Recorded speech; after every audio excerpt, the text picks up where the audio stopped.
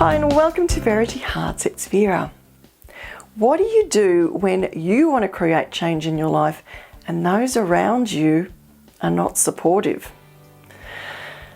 Well, years ago I went to a corporate communications conference. Back then, that was my role. I was in corporate comms. And the speaker got us to work in small groups and he posed this question to us. What do you do when an organisation sets a new vision, a new direction, and you've got people who are resistant, who don't buy into it?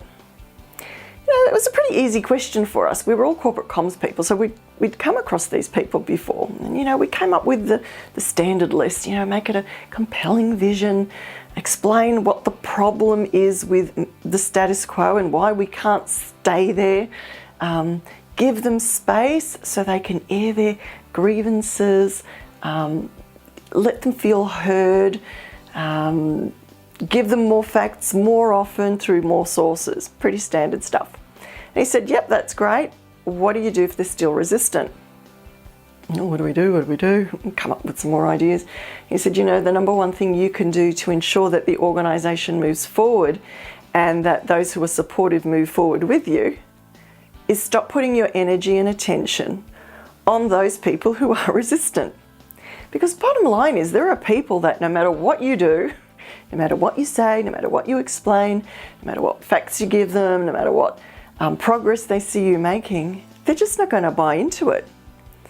And the same applies in our personal lives. When I work with clients who are trying to create change, to be somebody different, to have something different in their life, to achieve something different, what we work through, or part of what we work through, is the understanding that relationships are going to change. Because just like in that corporate setting, there are people who are not going to buy into what it is you're trying to create.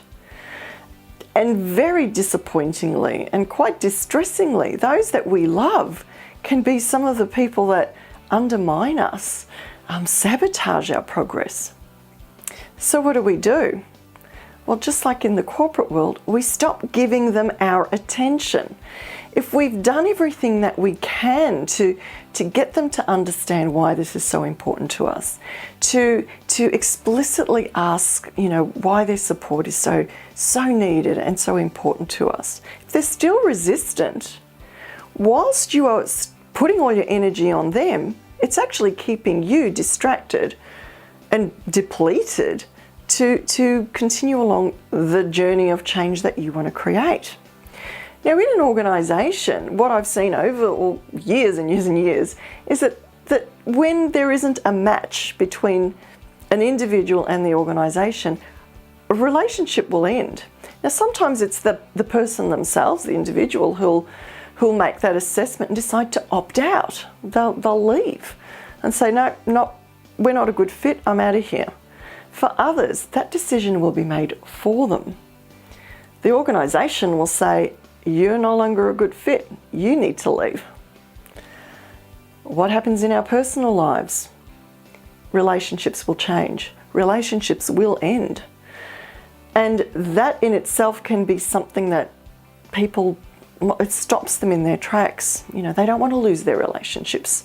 They would rather compromise their future, their happiness, to maintain somebody else's comfort with the status quo. When you embark on a journey of change, it takes a lot of energy. So my advice is stop giving your energy to those who deplete it. You know, your circle, you'll soon find out who from your circle is supportive and who isn't. And by your circle, I could be talking about your partner, family members, your friends, your colleagues, your broader social networks. There are people who will back you from the word get-go. There are some people will see you make progress and then, yay, come on, and they'll help you out. And then there are others who, no matter what you do, no matter what you ask of them, they will not support you in creating the change that you want. Now, the reason behind their resistance is something I'll cover in a future blog somewhere, but this isn't about them, this is about you. What do you do with them? When you start making changes, and there are people who will see you make progress, some people will look at where the direction your life is going in, and they will opt out of the relationship with you. They'll make that decision for themselves. On the other hand, there will be people that you will decide that you need to create some distance with. There are some relationships you may not want to end. You may not want to end the relationship with your partner or with family members, but what you might do is create a buffer, a distance, so you can protect your energy field, if you will. And there are other people, it will become quite obvious that they're just never going to buy into what it is you're trying to achieve, and either by a conscious decision or by time, you might drift apart or that relationship will end.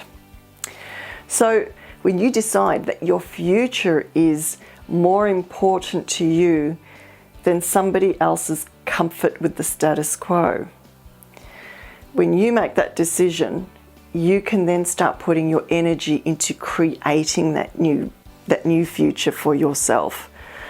Those who don't buy into it, well, they'll disappear along the way. But as you make progress, what you'll find is that those who support you, they will be more than willing to come along for the ride. And I'll catch you next time.